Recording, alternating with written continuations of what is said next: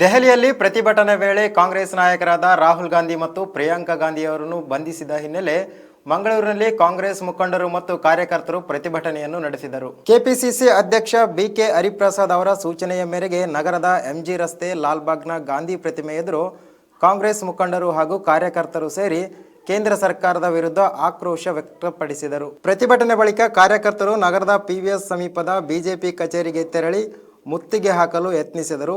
ಈ ವೇಳೆ ಪೊಲೀಸರು ಪ್ರತಿಭಟನಾಕಾರರನ್ನು ತಡೆದು ಹಲವರನ್ನು ವಶಕ್ಕೆ ಪಡೆದರು. ಪ್ರತಿಭಟನೆಯ ವೇಳೆ ಪ್ರಧಾನಿ ನರೇಂದ್ರ ಮೋದಿ ಹಾಗೂ ಕೇಂದ್ರ ಸರ್ಕಾರದ ವಿರುದ್ಧ ಘೋಷಣೆಗಳನ್ನು ಕೂಗಿ ಕಾಂಗ್ರೆಸ್ ಕಾರ್ಯಕರ್ತರು ತೀವ್ರ ಆಕ್ರೋಶವನ್ನು ವ್ಯಕ್ತಪಡಿಸಿದರು. ಕೆಲಕಾಲ ಸ್ಥಳದಲ್ಲಿ ಉದ್ವಿಗ್ನ ವಾತಾವರಣ ನಿರ್ಮಾಣವಾಗಿದ್ದು, ಯಾವುದೇ ಅಹಿತಕರ ಘಟನೆ ಸಂಭವಿಸದಂತೆ ಪೊಲೀಸರು ಬಿಗಿ ಭದ್ರತೆಯನ್ನು ಒದಗಿಸಿದರು.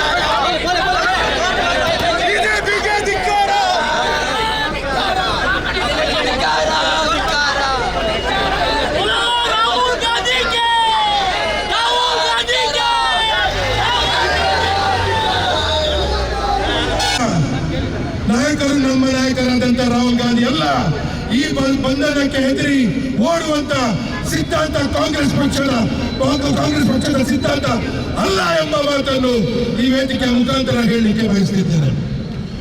ಬಂಧುಗಳೇ, ಇಡೀ ಎಲ್ಲ ದಕ್ಷಿಣ ಕನ್ನಡ ಜಿಲ್ಲೆಯ ಪ್ರಜ್ಞಾವಂತ ಯುವ ಸಮುದಾಯದ ಕ್ರೀಡ ಕೇಂದ್ರ ಸರ್ಕಾರಕ್ಕೆ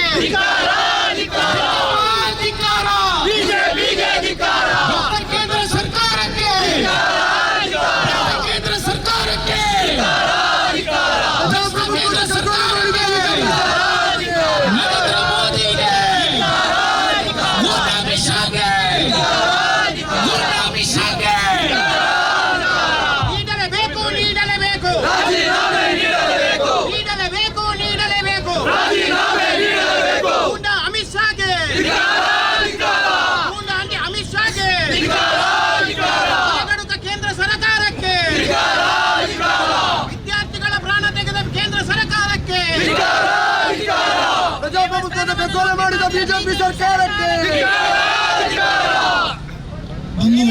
ವಿದ್ಯಾರ್ಥಿಗಳ ಮೇಲೆ ನಡೆಸಿದಂತಹ ಹಲ್ಲೆ ಇದು ನಿಜವಾಗಿಯೂ ಖಂಡಿಸತಕ್ಕಂಥದ್ದು. ನಾನು ಒತ್ತಾಯ ಮಾಡ್ತೇನೆ ಈ ಸಭೆಯ ಮೂಲಕ, ಭಾರತ ದೇಶದ ಪ್ರಧಾನಮಂತ್ರಿಗಳೇ ಈ ಘಟನೆಗೆ ನೇರ ಹೊಣೆ ಮತ್ತು ಅವರು ರಾಜೀನಾಮೆ ನೀಡಬೇಕು ಮತ್ತು ದೇಶದ ಪ್ರಜಾಪ್ರಭುತ್ವವನ್ನು ಅಂತ ಕೇಳ್ತಾ ಇದ್ದೇನೆ.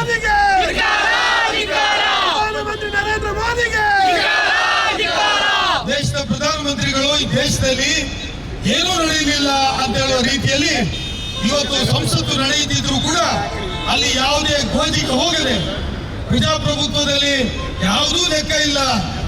ನರೇಂದ್ರ ಮೋದಿ ಒಬ್ಬರೇ ಈ ದೇಶದ ಸರ್ವತ್ವ ಸರ್ವಾಧಿಕಾರಿ ಅಂತ ಹೇಳುವ ಧೋರಣೆಯನ್ನ ಒಂದು ತೋರಿಸುವ ಮೂಲಕ ಇವತ್ತು ಸಂಸತ್ತಿನಲ್ಲಿ ವಿರೋಧ ಪಕ್ಷಗಳು ಒತ್ತಾಯ ಮಾಡಿ ಇವತ್ತು ಏನು ಆ ಕಾಂಗ್ರೆಸ್ ಪಾರ್ಟಿಯ ಕಾರ್ಯಕರ್ತರ ಮೇಲೆ ಇವತ್ತು ನಡೆದಂತ ಹಲ್ಲೆ, ಅವರು ಕೇಳಿದಂತ ಬೇಡಿಕೆ, ಅದರ ಬಗ್ಗೆ ಕೇಳುವ ಯಾವುದೇ ಸೌಜನ್ಯವನ್ನು ಕಾಣದೆ ನೇರವಾಗಿ ಲೋಕಸಭೆಯಿಂದ ನಡೆದುಕೊಂಡು ಹೋಗಿ ಇವತ್ತು ವಿರೋಧ ಪಕ್ಷಗಳು ಅದನ್ನು ಖಂಡಿಸಿದ್ರೆ ಅದನ್ನು ಮಾತಾಡಲಿಕ್ಕೂ ಅವಕಾಶ ಕೊಡದೆ ಪ್ರಜಾಪ್ರಭುತ್ವಕ್ಕೆ ಬೆಲೆಯೇ ಇಲ್ಲ, ನಾನು ಏನು ಮಾಡ್ತೇನೆ ಅದೆಲ್ಲವೂ ಸತ್ಯ, ಅದೆಲ್ಲವೂ ಸರಿ ಅಂತ ಹೇಳುವ ರೀತಿಯಲ್ಲಿ ಸರ್ವಾಧಿಕಾರಿ ಧೋರಣೆಯನ್ನ ಏನು ಈ ದೇಶದ ಪ್ರಧಾನಮಂತ್ರಿಗಳು ಇವತ್ತು ತೋರಿದ್ದಾರೆ. ಮತ್ತು ಇವತ್ತು ವಿದ್ಯಾರ್ಥಿಗಳ ಧ್ವನಿಯನ್ನ ಅಡಗಿಸಲಿಕ್ಕೆ, ವಿದ್ಯಾರ್ಥಿಯ ಶಕ್ತಿಯನ್ನು ಅಡಗಿಸಲಿಕ್ಕೆ ಅವರ ಮೇಲೆ ಲಾಠಿ ಚಾರ್ಜ್ ಮಾಡಿ ಟಿಯರ್ ಗ್ಯಾಸ್ ಅನ್ನು ಬಿಟ್ಟು ಮರಣಾಂತಿಕ ಹಲ್ಲೆಯನ್ನು ನಡೆಸಿ ಇವತ್ತು ಪ್ರಜಾಪ್ರಭುತ್ವದ ಕಗ್ಗೊಲೆಯನ್ನ ಮಾಡಿದ್ದಾರೆ. ಯಾರ ಮೇಲೆ ವಿದ್ಯಾರ್ಥಿಗಳ ಮೇಲೆ ಹಲ್ಲೆ ಮಾಡಿದ್ದೀರಿ, ಯಾವ ಕಾರಣಕ್ಕಾಗಿ ಮಾಡಿದ್ದೀರಿ, ಯಾವ ಉದ್ದೇಶದಿಂದ ಮಾಡಿದ್ದೀರಿ, ಇದು ಇವತ್ತು ಭಾರತ ದೇಶದ ಜನರಿಗೆ 135 ಕೋಟಿ ಜನರಿಗೆ ಇವತ್ತು ಪ್ರಧಾನಮಂತ್ರಿಗಳು ಉತ್ತರ ಕೊಡಬೇಕಾಗಿದೆ. ಸರ್ವಾಧಿಕಾರಿ ನರೇಂದ್ರ ಮೋದಿಗೆ, ಸರ್ವಾಧಿಕಾರಿ ನರೇಂದ್ರ ಮೋದಿಗೆ, ಸರ್ವಾಧಿಕಾರಿ ನರೇಂದ್ರ ಮೋದಿಗೆ.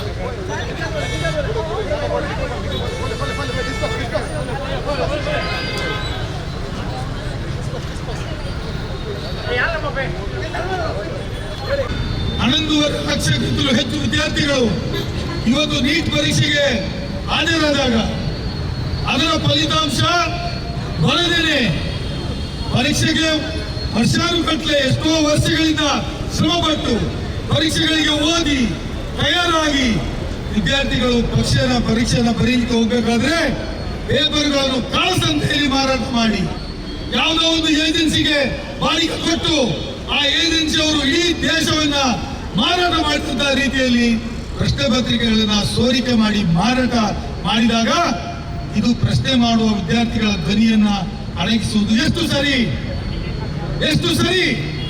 ದೇಶದ ಪ್ರಧಾನಮಂತ್ರಿ ಇದು ಉತ್ತರಿಸಬೇಕು. ಇವತ್ತು ಬಡವರು ಅನೇಕ ವಿದ್ಯಾರ್ಥಿಗಳು ತಮ್ಮ ಆಶೋತ್ತರಗಳನ್ನು ಹೊತ್ತು ಈ ದೇಶದಲ್ಲಿ ವೈದ್ಯರಾಗಬೇಕು, ಬೇರೆ ಬೇರೆ ಪ್ರೊಫೆಷನಲ್ ಕೋರ್ಸ್ಗಳಿಗೆ ಹೋಗ್ಬೇಕು ಅಂತ ಹೇಳಿ ತಮ್ಮ ಸಿದ್ಧತೆಗಳನ್ನ ಮಾಡಿ ತಯಾರಾಗಿ ಬಂದ್ರೆ ಇವರು ಪೇಪರ್ಗಳನ್ನ ಕಾಳಸಂತೆಗೆ ಮಾರಾಟ ಮಾಡಿ, ನಾನು ಇದನ್ನು ಅನೇಕ ಬಾರಿ ನಮ್ಮ ವಿಧಾನ ಪರಿಷತ್ತಲ್ಲೂ ಹೇಳಿದ್ದೆ, ನಾವು ನಮ್ಮ ನೀಟ್ ಪರೀಕ್ಷೆಯಿಂದ ಹೊರಗೆ ಬರಬೇಕು. ನೀಟ್ ಪರೀಕ್ಷೆಯಿಂದ ಅನ್ಯಾಯ ಆಗ್ತಾ ಇದೆ ದೇಶದ ಜನರಿಗೆ, ಅದರಲ್ಲೂ ಗ್ರಾಮೀಣ ಮಟ್ಟದ ವಿದ್ಯಾರ್ಥಿಗಳಿಗೆ ಅನ್ಯಾಯ ಆಗ್ತಾ ಇದೆ. ನಮ್ಮ ದೇಶದ ಸೀಟುಗಳನ್ನ, ನಮ್ಮ ರಾಜ್ಯದ ಸೀಟುಗಳನ್ನ ಬೇರೆ ರಾಜ್ಯಗಳಿಗೆ ಹೋಗಿ ಹಂಚ್ತಾರೆ, ಇದು ಅನ್ಯಾಯ ಆಗ್ತದೆ ಅಂತ ಹೇಳುವ ಮಾತನ್ನ ಹೇಳಿದ್ದೆ. ನಮ್ಮ ರಾಜ್ಯದಲ್ಲಿ ಅತ್ಯಂತ ಒಳ್ಳೆಯ ಕ್ರಮ ಇತ್ತು.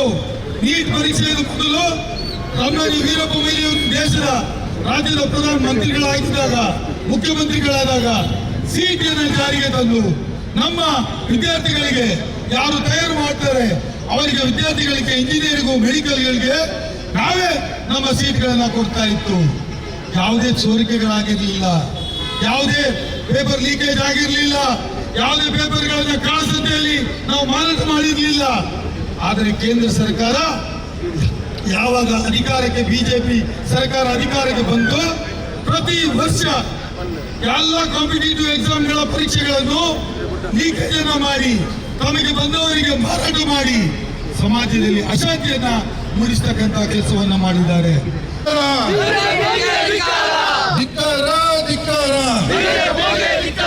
ರಾಹುಲ್ ಗಾಂಧಿ ಆಗೆ ಚಲೋ, ರಾಹುಲ್ ಗಾಂಧಿ ಆಗೆ ಚಲೋ, ರಾಹುಲ್ ಗಾಂಧಿ ಆಗೆ ಚಲೋ.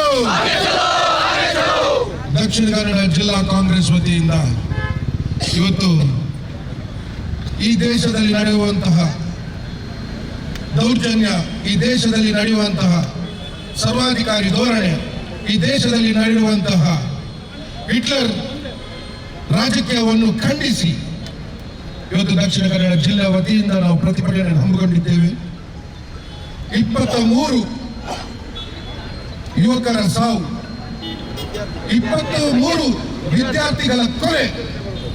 23 ದೇಶದ ಆಸ್ತಿಯ ಕಗ್ಗೊಲೆಯನ್ನು ಮಾಡಿದಂತಹ ಕೇಂದ್ರ ಸರ್ಕಾರ ಎಷ್ಟೋ